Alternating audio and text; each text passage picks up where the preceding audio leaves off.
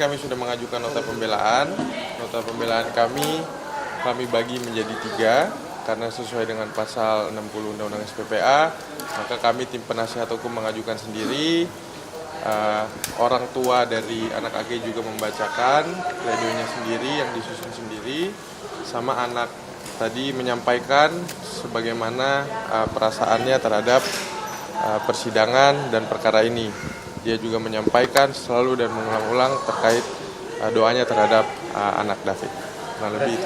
AG tadi menyampaikan secara AG menyampaikan secara langsung sendiri juga ada pembelaan. fakta yang Fakta-faktanya, maaf banget, sekali lagi nanti mungkin bisa dilihat pada saat sidang hari Senin mungkin. Karena hakim pasti akan mempertimbangkan semuanya, baik dari tuntutan maupun dari pledoi yang kami ajukan hari ini. Kalau inti pledoinya apa sih, Bang? Intinya hari Senin, Mas. Kami belum bisa sampaikan sampai hakim sendiri yang membacakan putusan. Udah mana undang-undang. AG sendiri bagaimana, Bang? AG ya kondisinya pasti kalau hadir tadi pasti dia sehat. Namun memang di pembacaan pledoi tadi beliau menangis, dan tadi ada Mbak Melisa juga. Kami selalu welcome dan menerima pihak korban, anak David selalu hadir juga dalam persidangan, melihat langsung. Ada pamannya, ada Mbak Melisa, tapi tadi kayaknya sepertinya hanya Mbak Melisa yang ada di dalam.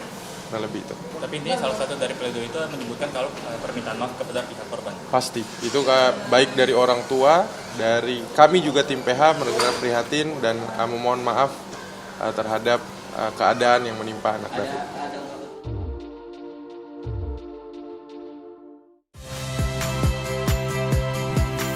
Saya Tifa Solesa.